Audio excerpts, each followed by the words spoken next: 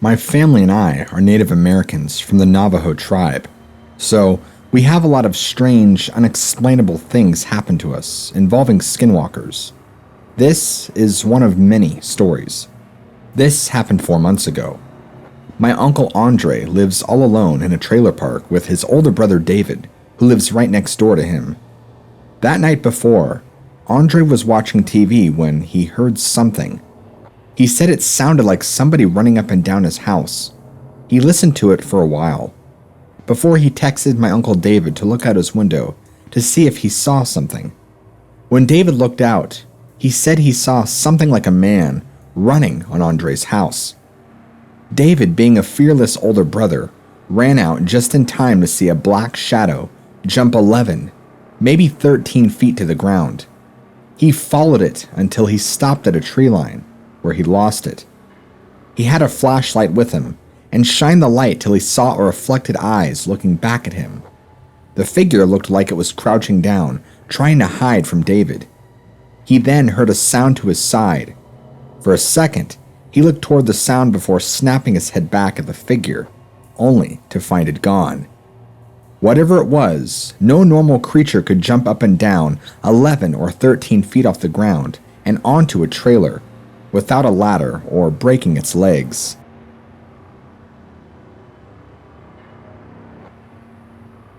To start, I should probably tell you that I am a third Native American. I have always been a bit sensitive to the supernatural.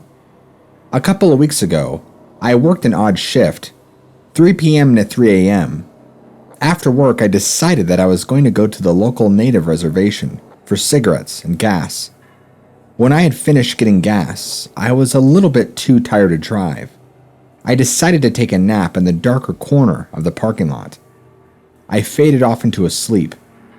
At 4:37, I was awoken by a howl, like a wolf, but more like a man mimicking a wolf. I look out front of my car, and there it is, a wolf-like man, white in color, standing around 50 to 60 feet in front of my car. It slowly walked towards me. I started the car and put it in reverse. I decided to get out of there. As I was leaving, it scratched the trunk of my car. It's been 3 weeks since then, and I am working my normal shift at work, 6 p.m. to 6 a.m. I have seen it in many places since, and feel it getting closer to me. I talked to the local native chief, and he says that if it is following me, like this, that it might be hunting me, or that it could be trying to protect me from something more dangerous. He also told me that he can do nothing to help me.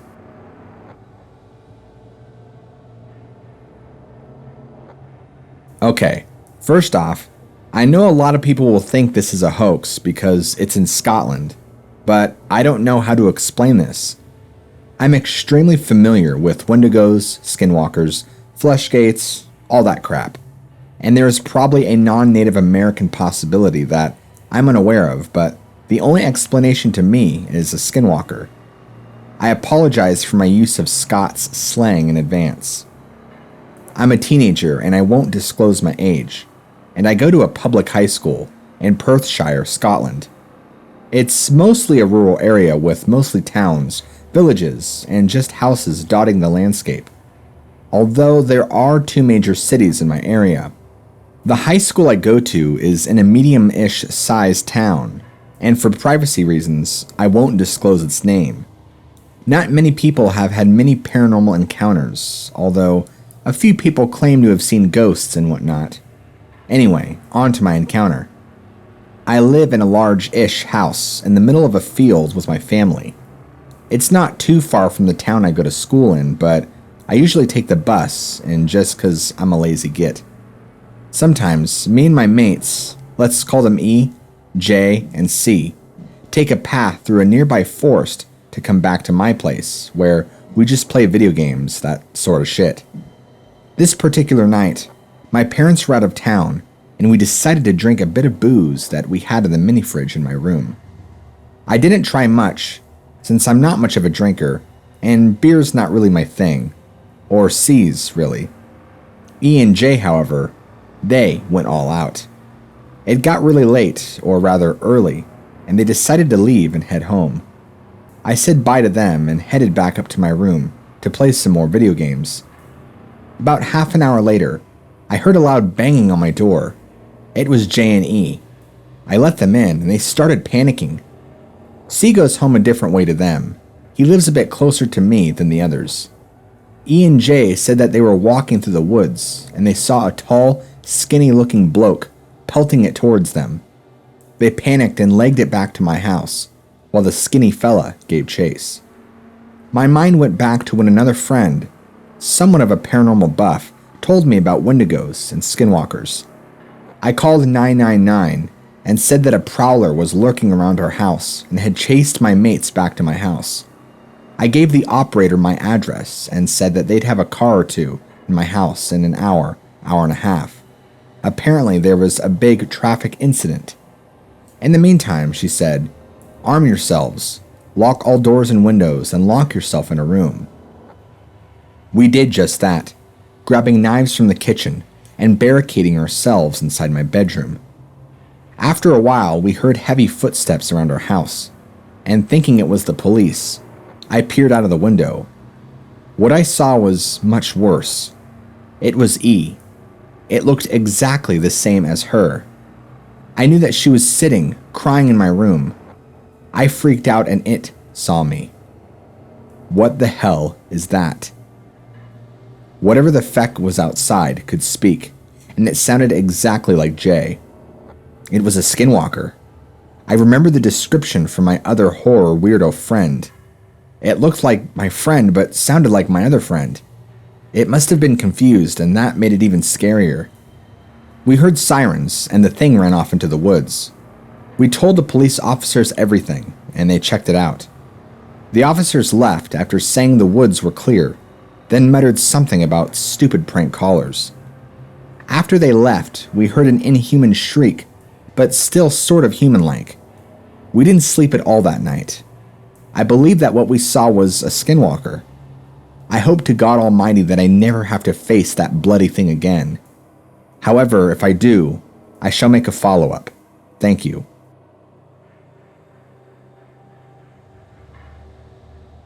I don't remember the year, but this is an experience that I clearly remember. It was around midnight when I hear a voice calling my name. The voice belonged to my dad. Here's the conversation. My name, says my dad. What? I respond. Come down here, my dad replies. I slowly get out of bed and go downstairs. The coffee table we used was in the kitchen, and my dad is nowhere to be seen.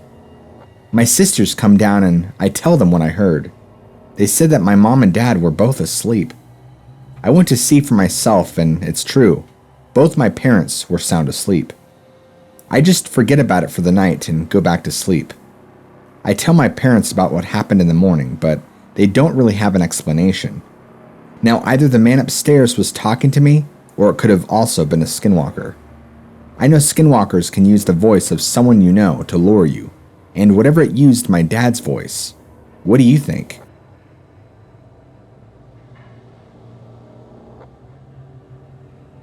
Alright, so I was sitting in my room, watching YouTube or some dumb stuff like that, and I suddenly recalled a past memory.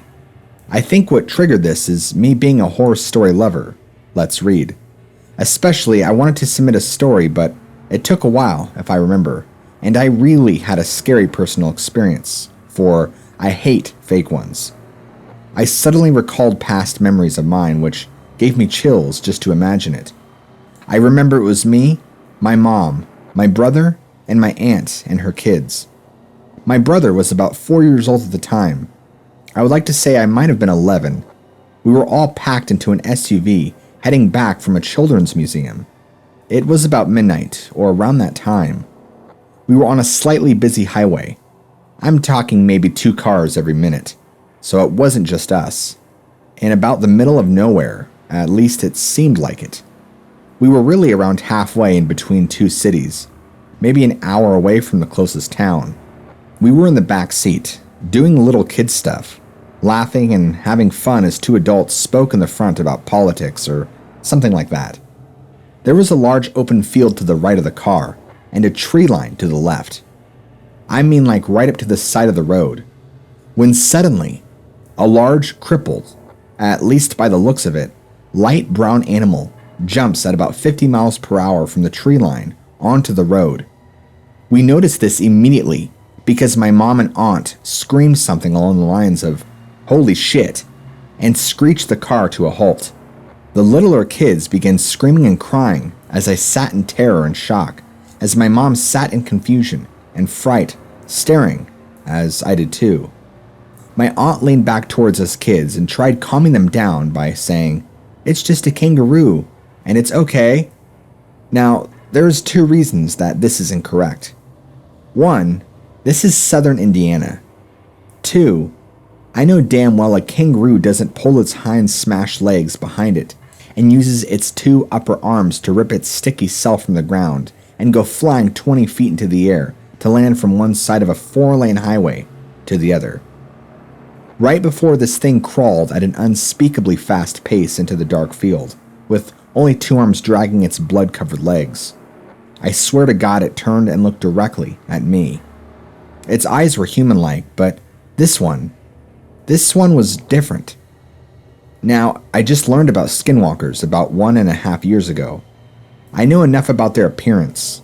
Like I said, its whole body was light brown, but as the neck started, the hair began to look black, charcoal black, and it had a snout like a dog, but slightly longer.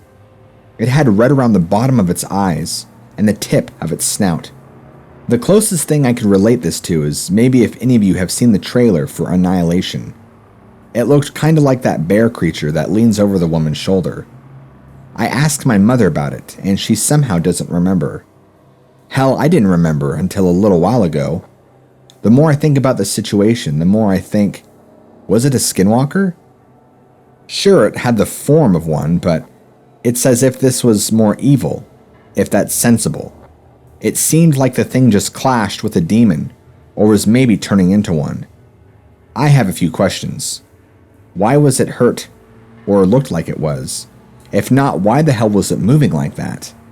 Why of all people did it look at me? And why was its face all dark and more demon-like? I don't know. All I do know is that wasn't a kangaroo. Just be careful out there.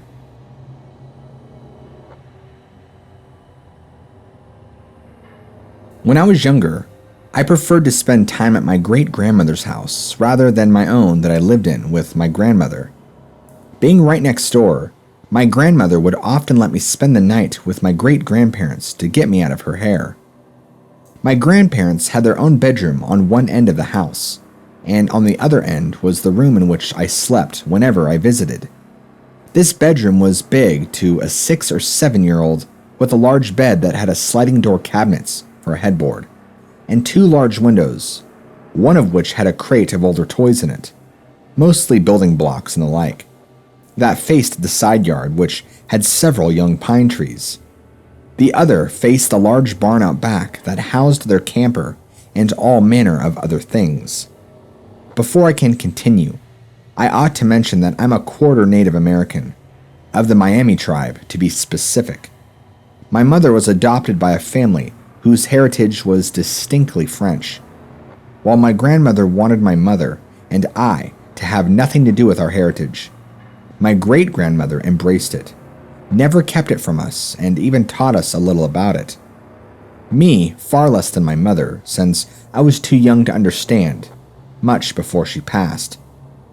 One night when I was sleeping over at my great-grandmother's house, I woke up when the motion-detecting floodlight on the barn out back turned on.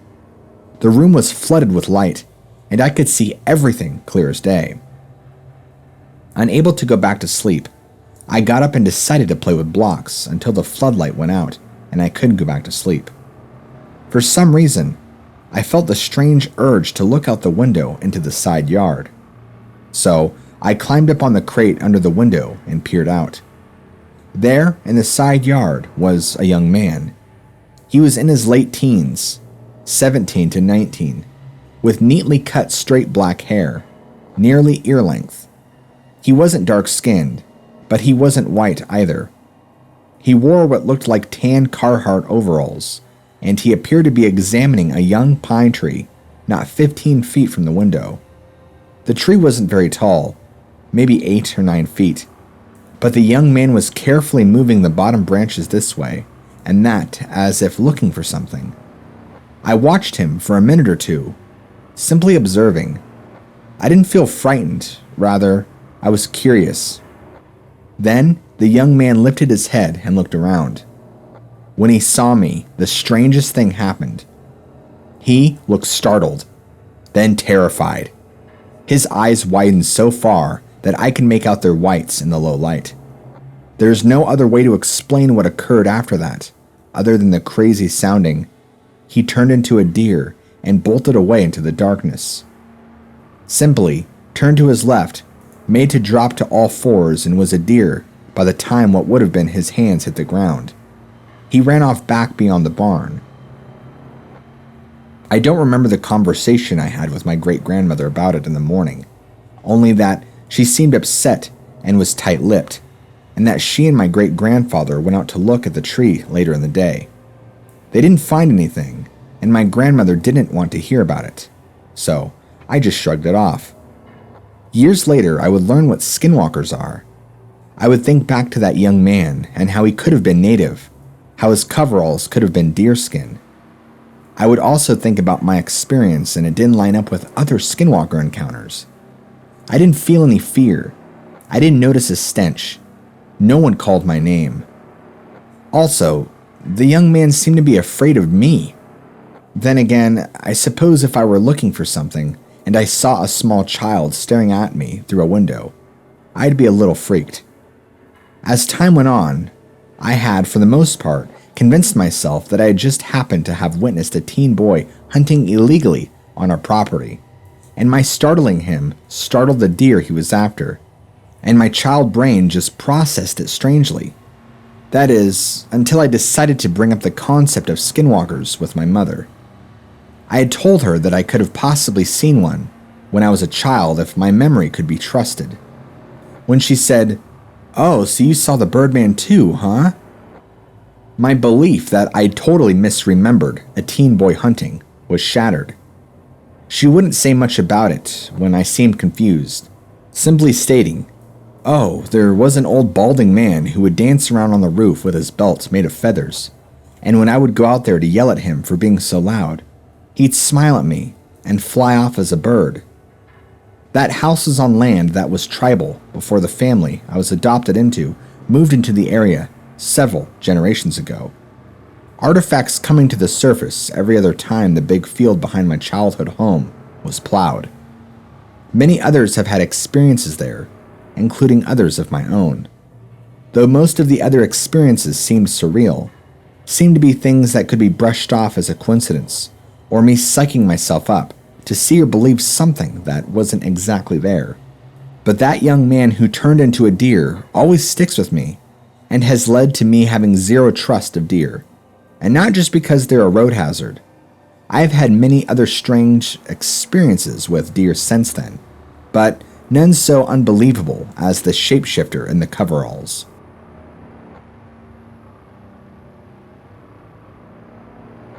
At the time this story takes place, I was 14, almost 15, and a sophomore in high school. I've never had a paranormal encounter in my life, but I still somewhat believed in the paranormal. This is the first close encounter I have ever had in my life. In case you don't know what a skinwalker is, they are people that can morph into an animal of their choice and originate from Navajo legends. I'll go further into depth about why I think this encounter was a skinwalker later in the story. So, I was at my cousin's house with both of my stepbrothers, and all of us were really into nerf guns at the time. I'll refer to my cousin as T, my older stepbrother as J, and my younger as A. For our entertainment, we decided to split up into 2 teams and have what we called a nerf war, very creatively. The goal of the game was to knock down both of our opponents by hitting them once with a nerf bullet, as it was pretty difficult to accomplish. Once one person had been shot, they were out of the game and not able to be revived, and once both of them had been shot, The game had been won by the other team. Simple enough. The boundaries were a couple of blocks long, which included a nearby park that we liked to stay at and hide from the other team. Because it was getting dark, we had to leave my cousin's house soon.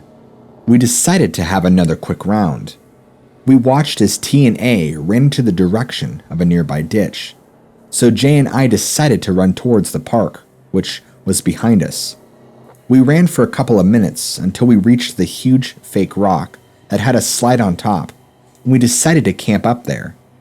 For a few minutes, we sat there, waiting to see them try to sneak up on us because they knew that we were at the park. Jay and I noticed that there was a dog next to the jungle gym, walking around aimlessly, and we thought that maybe it was T's Chihuahua. However, we heard somebody call its name and realized that there was a guy standing in the nearby garden. Naturally, we didn't think much of him except how it was creepy that he was just standing there. I tried to rationalize and told Jay that he was probably watering the plants, despite the fact that he obviously wasn't. Before we could realize, the man was gone, but again, we thought nothing of it. Out in the field next to the park, I spotted two figures lying down next to a hill, T and A. Jay and I split up. I hid behind a row of bongos, and he hid behind a nearby rock. After a few moments of silence between us, I told him that we should move into the nearby brush and stalk them from afar, but he refused to. Out of nowhere, we heard a loud screech coming from the nearby brush. We thought it was some type of bird, specifically an eagle, but I also suspected it could be a coyote. A few moments later, I was looking up and admiring the sky when I noticed a shooting star, which I initially thought was a plane. I'm not sure whether it has any significance to the story, but you'll find out why I think it might later. From that point on, we both had very strange feelings that we were being watched by someone or something. I had very weird tingling sensations that started at my feet and went up to my chest multiple times, and Jay said he had burning chest pain that lasted for a long while, to the point where he could barely run. After we left our spot, we were going to take a route back to T's house. We heard the screech again, but it sounded like it came from where we were hiding. Ultimately, we won the match, but our parents were looking for us, and we decided to leave his house. T decided to spend the night at our house, as we were waiting for him in the car. A asked if we had too heard the screech. We started to discuss what he thought it was, and we all agreed that it was some kind of eagle. However, after discussing it with T, he told us what he encountered. When they were in the field stalking us, T said he heard the screech right in his ear, which is nowhere near where we heard it. After that, he said it felt like someone was right behind him, and he turned to see what was bothering him. Right as he did, he said he was drawn into the same shooting star we saw. After we had left the park, which they weren't aware of, they said they both heard Jay's voice, calling desperately out for A, his brother, thinking he might have been hurt. T decided that he should go help, but something just felt off. They ultimately decided to go back to the house. Looking back, we learned why if they didn't make the decision, they would be as soon as dead. T said that he had the exact same feelings as we did while making his way back to the house, because I was a big fan of horror stories and had heard much about skinwalkers. I asked them if they thought it could possibly be a skinwalker, but nobody really thought so. I decided to do some research, and we all realized that a skinwalker fits the situation perfectly. First of all, an eagle is one of the most common forms that skinwalkers take, which would explain how we all thought the screech came from an eagle. Secondly, both teams heard the screech at different locations, and skinwalkers are known to move extremely quick. Third, they can morph into familiar faces and also imitate voices, which would explain how they heard Jay's voice calling out after we left the park. Lastly, they can actually dig through your mind and know what your fears are, and T always afraid of people getting hurt while we were playing. That night, we were all extremely scared because of all the videos and stories we watched about skinwalkers. However, the final piece to the puzzle was when I woke up to Ace standing in the doorway crying. Our dog had died the night before in her sleep. According to one of many sources I found, I read that some skinwalkers are able to poison the loved ones of their victims after an encounter. What do you guys think? Do you think what I encountered was an actual skinwalker, or was it just a huge coincidence? When I was younger, between 3 and 11 years old, I lived in a trailer with my stepdad, my mom, and my younger brother. We lived in a very small town in northern Minnesota. The town was less than 100 people. The center of town was about a mile away. Down the street from that was 6 to 7 houses. I lived in the middle one. On the left of our trailer was the front door, our playground, a strip of border trees, and a crop field, corn to be specific. On the right of our trailer was the back door. Its door handle was broken and we didn't have the money to fix it, which led into a fenced-in area for our dogs, then another border strip of trees, a daycare on the other side, and less than a half-mile down the road was a cemetery. To the front of our house was the road and a cornfield, and to the back was our house and our backyard, which was bordered by tall, thick weeds, an empty field with a trail that led from our house to the woods, which was a little less than half a mile from our house. We were very poor at the time, which is why we could fix a lot of things in our house, even if we needed them, like the door in the back. The layout of the trailer went like this. Towards the road in the front end was my room. The furthest from anyone, a small bathroom and hallway. The front door, living room, kitchen, dining room, then a long halfway towards the back. On the left side of the hallway, more towards the back, was the kitchen, was my brother's room. Right across from that was the back door, and then in the very back was my parents' bedroom. My stepdad was pretty abusive to me, so in the middle of the night I would run away, which was more than just sneaking out and hiding under our front porch for an hour or two, and then sneaking back into my room. At one point, when I had done it, my stepdad got so mad he broke our porch light. I was 7 or 8 at the time. One night was particularly bad, so I left at like midnight or 1 a.m. and went under the porch. I was there maybe 30 minutes, and then I tried to go back inside. Little did I know, my stepdad was still pissed off and locked me out. At this point, I was 9 years old, so I freaked out. I started crying at the door, trying to get it open. All the lights were off inside, so it was almost pitch black outside, aside from the streetlight. I was still crying when I heard a sound coming from the woods. It sounded like crying. So I stopped, thinking I was echoing or something, but it never stopped. The crying didn't sound like an animal or anything. It sounded like someone had recorded a person crying. It really sounded like me. I panicked, fear tearing through me. I tried the door harder, but I couldn't get the door open. I'll just run to my mom's window, I had thought. As I was about to, the crying sounded closer than it had before. It was a continuous crying, but it was coming towards me. My face began to heat up, and tears started to line my vision. Back door, the words popped up in my head. The doorknob is broken, I can get in. I paused and listened to the crying. It still sounded closer to the woods than me, so I took my chance. I ran around the front of the house and paused before I reached the right side. The crying had stopped. This was my chance. It went away, or so I thought. I booked it to the fence. The latch was stuck. I tried to push it up, and just as it started to slide up, there was a whisper from the tall border weeds, no more than 15 feet away from where I was facing. "Come here. Come here." The words became stretched out, and honestly horrifying. It sounded like a very old, slow, distorted sound from a handheld recorder. I pushed the fence gate open and slammed the latch back down, ran up our decaying steps, all 2 of them, and flung open the door. I slammed it shut and pushed a heavy box in front of it. I booked it down the hallway, through the living room, and right into my room.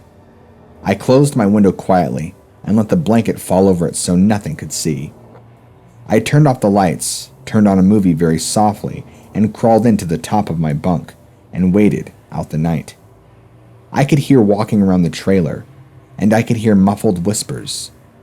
"Come here." And then crying. "Go away, go away, go away." I wanted to scream at it, but I didn't want it to find me. When morning came, I told my mom about my stepdad locking me out, but not about what happened. "Who the hell do you think you are? She's 9!" my mom screamed at him. He apologized and said he thought I was inside. I knew he was lying because I did this every night, and he always saw me. My mom didn't know, however. I never snuck out after that. The next night around 10 p.m., I was sitting in my bed and I could hear coyotes out towards the cemetery. I fell asleep for a while and got up later that night, around the same time as the previous night, and went to get water from the kitchen. My stepdad was waiting for me. "Come outside, I want to talk to you." In my situation, I was mortified. I was about to be outside with that thing and my horrid stepdad. We went out to the front porch. I was waiting for the degrading to start. It never did. We stood out there for about 10 minutes in silence, watching the stars in the sky. Off in the distance, we could hear what sounded like coyotes from before. Only this time it was from the field behind our house. They sounded weird now. "That's coyotes. They're hunting something," my stepdad said. I looked up at him and shook my head. "It doesn't sound like coyotes. It sounds weird." He gave me a knowing look and then sat down on the bench next to where I stood. I looked out towards the field. The coyotes sounded even closer. I looked back at my stepdad. He seemed like he was hesitant to tell me something. I looked back at the field again. The noises were so close this time, I swear I could hear hooves in the weeds. Goosebumps grew on my skin when I noticed them. A pair of red eyes staring at me from those exact weeds where I could hear the coyotes and the hooves. I stepped back and gasped. My stepdad looked and then put a firm hand on my shoulder and pushed me towards the front door. He got me back inside and then locked the door and the chain above it. He brought me to the kitchen and said, "Don't ever leave the house at night. It's dangerous out there." What was in the weeds? What animal has red eyes? I started quietly crying and told him about the previous night. He pulled me in and hugged me. "You're not old enough to know right now. Just promise me you won't ever go out at night again."